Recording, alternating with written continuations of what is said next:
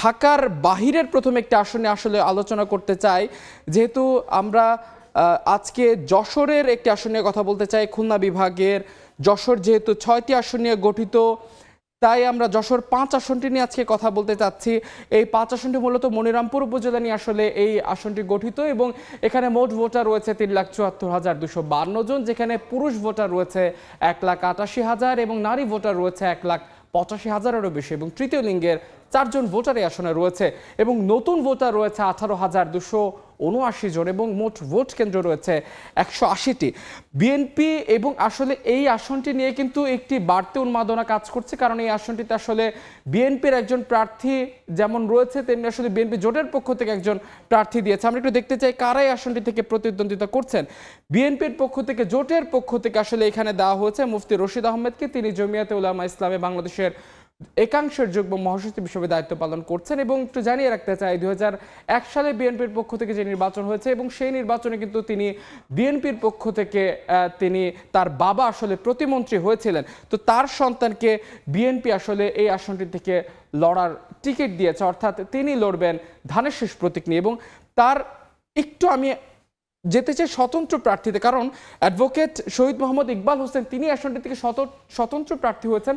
তবে তিনি কিন্তু আসলে প্রথমেই আসনটি থেকে বিএনপির পক্ষ থেকে মনোনয়ন পেয়েছিলেন এবং তিনি আসলে এই আসনটি থেকে আসলে এই মনিরামপুর উপজেলার বিএনপির তিনি সভাপতি হিসেবে দায়িত্ব পালন করছেন। এবং একটু জানিয়ে রাখতে চাই, যখন তাকে এই মনোনয়ন থেকে বাতিল করা হয়েছে, অর্থাৎ জোটের প্রার্থীকে দেওয়া হয়েছে, তখন কিন্তু তার যে অনুসারী রয়েছে তারা কিন্তু মাথায় কাফনের কাপড় পরে তারা আসলে মিছিল করেছে এবং তাই বিএনপির এখানে আসলে দ্বিধা বিভক্তি একটি তৈরি হয়েছে, যার কারণে যার ফায়দা নিতে পারবে জামাতের প্রার্থী অ্যাডভোকেট গাজী এনামুল হক, তিনি আসলে জামাতের কেন্দ্রীয় কর্মপরিষদের সদস্য সে অঞ্চলের। এবং এই আসনে কিন্তু আসলে যেহেতু জামাত এবং ইসলামিক দল যেগুলো রয়েছে তারা কিন্তু এখনো তাদের জোটের প্রার্থী ঘোষণা করেনি, তাই এই আসনে কিন্তু এখন পর্যন্ত আমাদের কাছে পাওয়া তথ্য মতে হাত পাখা প্রতীকে লড়তে চাচ্ছেন মোহাম্মদ জয়নাল আবেদিন। তো এই প্রার্থীর আসলে যেহেতু এখানে জামাতের একজন প্রার্থী রয়েছে এবং বিএনপির ভোটগুলো যদি এখানে ভাগ হয়ে যায়, সেখানে কিন্তু ফায়দা তোলার সম্ভাবনা সবচেয়ে বেশি জামাত কিংবা ইসলামী জোটের। দেখছেন নির্বাচনের সময়। আমেরিকান ASTM স্ট্যান্ডার্ডে তৈরি আধুনিক যুগের আধুনিক pipe, RFL easy pipe and fittings. আমরা যশোর 5 আসন নিয়ে কথা বলছিলাম, আমরা সেখানের আসলে মাঠের চিত্র আরেকটু জানতে চাই। সেখানে রয়েছেন আমাদের একজন সহকর্মী। আমি একটু আপনার কাছে জানতে চাই, আসলে যশোর 5 আসনে যেহেতু বিএনপির ভোটারদের মধ্যে এক ধরনের দ্বিধা বিভক্তির সৃষ্টি হয়েছে, সেখানে জামাত কতটুকু এগিয়ে কিংবা প্রার্থীদের কি কি প্রতিশ্রুতি রয়েছে এবং ভোটারদের প্রত্যাশা সম্পর্কে একটু আমাদের বিস্তারিত জানাবেন।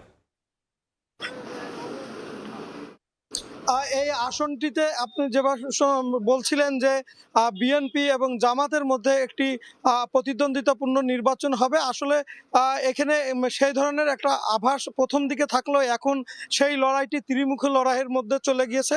কারণ বিএনপিতে এখানে একক প্রার্থী ঘোষণা করা হয়েছে শরিক দলের রশিদ আহমেদ, যিনি জমিয়তুল ইসলামী বাংলাদেশের নেতা এবং তার বাবা এখানে জোটের প্রার্থী হয়েছিলেন এবং তিনি ধর্ম প্রতিমন্ত্রী ছিলেন। এখানে বিএনপির যে তৃণমূলের রাজনীতিবিদ শহীদ ইকবাল উপজেলা বিএনপির সভাপতি, তিনি দীর্ঘদিন ধরে এই গত 17 বছর ধরে রাজনীতির মাঠে ছিলেন, মামলা হামলা খেয়েছেন, কিন্তু সকলের প্রত্যাশা ছিল যে শহীদ ইকবাল প্রার্থী হবেন, কিন্তু শেষ পর্যন্ত সেটি হয়নি। ফলে বিএনপির ভোটের কিন্তু একটা নতুন মেরুকরণ তৈরি হয়েছে এবং আমরা এখানে জামাত কিন্তু এককভাবে তার শুরু থেকে তার প্রচারণা চালিয়ে যাচ্ছে। এবং আমরা যদি মনিরামপুর যশোর 5 যে আসন, এই আসনের ভোটারদের মূল্যায়ন করি, তারা কিন্তু বরাবর বঞ্চিতদের পক্ষে থেকেছে। আমরা দেখেছি গত 17 বছর যখন একপক্ষীয় নির্বাচন হয়েছে, সেই সময় কিন্তু এই মনিরামপুরে পরিপূর্ণ নির্বাচন হয়েছে। আওয়ামী লীগের প্রার্থীরা একে অপরের বিরুদ্ধে লড়েছেন এবং এখানে বঞ্চিতদের পক্ষে সবসময় ভোটাররা দাঁড়িয়েছেন। একজন প্রভাবশালী এমপি ছিলেন খান টিপু সুলতান, তার বিপক্ষে স্বতন্ত্র প্রার্থী স্বপন ভট্টাচার্যকে নির্বাচিত করেছিলেন এই অঞ্চলের মানুষ এবং তিনি যখন মানুষের অপছন্দের শিকার হয়েছেন, তখন আরেকজন স্বতন্ত্র প্রার্থী ইয়াকুব আলীকে পাশ করিয়েছিল এই অঞ্চলের মানুষ। এবং এখন এখানকার যে ভোটাররা আছে তারা তাদের সাথে আলোচনা করে যেটা বুঝেছি যে এই অঞ্চলের মানুষ আবারও সেই ধরনের একটি যাত্রায় তারা যেতে পারে এবং শহীদ ইকবালের পক্ষে একটা গণজোয়ার তৈরি হতে পারে। ফলে এই যে লড়াই, এই লড়াইটা কিন্তু আসলেই জমজমাট হয়ে উঠবে। এই ছিল যশোর থেকে আমার কাছে সর্বশেষ। জুয়েল, আপনাকে অসংখ্য ধন্যবাদ। সহকর্মী জুয়েল জানাচ্ছিলেন যশোর ৫ আসনে, সেখানে প্রেক্ষাপট বিশেষ করে তিনি যেটি বলছিলেন, যশোর ৫ আসন আসলে ত্রিমুখী লড়াইয়ের আভাস দেখা যাচ্ছে। দেখছেন নির্বাচনের সময়।